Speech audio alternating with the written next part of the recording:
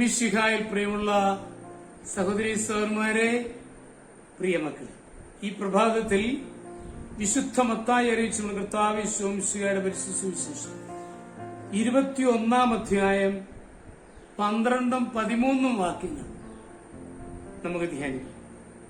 Saint Matthew's gospel chapter 21 verses 12 and 13.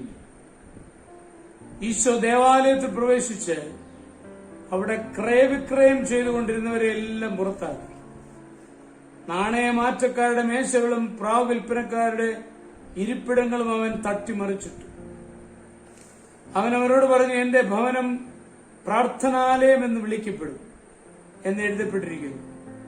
നിങ്ങളോ അത് കവർച്ചക്കാരുടെ ഗുഹയാക്കുന്നു.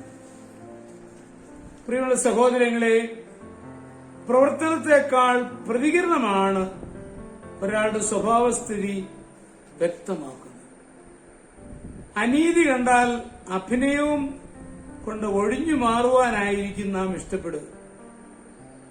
നമുക്ക് നേരിട്ട് ചുമതലയില്ലാത്തതിനാൽ പ്രശ്നങ്ങളെ മാടി വിളിക്കാതിരിക്കുകയായിരിക്കും ബുദ്ധിപൂർവം എന്ന് ചിന്തിക്കും.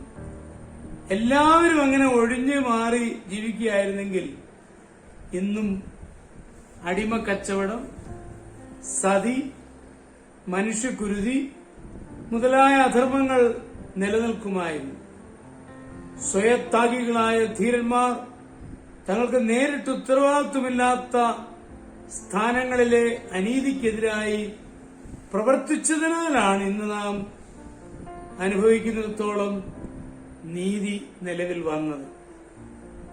വയലിലൂടെ പോകുമ്പോൾ ഗോതമ്പ് മണി പറിച്ചുവെന്ന ശിഷ്യന്മാരെ യഹൂദ പ്രമാണികൾ കുറ്റപ്പെടുത്തിയപ്പോൾ യഹൂദന്മാർ ബഹുമാനിക്കുന്ന ദാവീദ് ദേവാലയത്തിലെ കാഴ്ചവെപ്പം തിന്നത് ന്യായപ്രമാണ ലംഘനമല്ലേ എന്ന് ഈശോ തിരിച്ചു ചോദിച്ച് അവരെ നിശബ്ദരാക്കി. ദാവീദ് രാജാവിന്റെ പ്രവൃത്തിയെ അംഗീകരിക്കുന്നവർ ഗോതമ്പ് മണി പറിച്ച ശിഷ്യന്മാരെ കുറ്റപ്പെടുത്തുന്നതിൽ അർത്ഥമില്ലല്ലോ എന്ന് വ്യക്തമായി പറഞ്ഞു. പാപിനിയായ സ്ത്രീയെ കല്ലെറിയാൻ വന്നവരോട് സാരമില്ല, ക്ഷമിക്കാം എന്ന് പറഞ്ഞ് നയരൂപേണ സംസാരിക്കാതെ നിങ്ങളിൽ പാപമില്ലാത്തവൻ കല്ലെറിയട്ടെ എന്ന് പറഞ്ഞു. വിനയം ജീവിതത്തിന്റെ അലങ്കാരമാണ്. അഭിനയവും നയവും ഈശോയുടെ സ്വഭാവത്തിന് ചേർന്നതല്ല. ദൈവാശ്രയത്തിൽ നിന്ന് ഉത്ഭവിക്കുന്ന ധീരതയാണ് ഓരോ ക്രൈസ്തവരും ഉണ്ടായിരിക്കേണ്ടത്. സത്യം തുറന്നു പറയുന്നവരാണ് സമൂഹത്തെ താങ്ങുന്ന തൂണുകൾ. ധീരതയുടെ ആ ദൌത്യം നമുക്കും നിർവഹിക്കാം.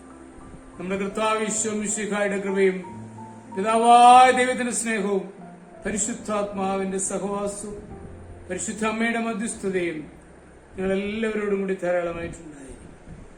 എപ്പോഴും എപ്പോഴും എന്നേക്കും. ആമേൻ.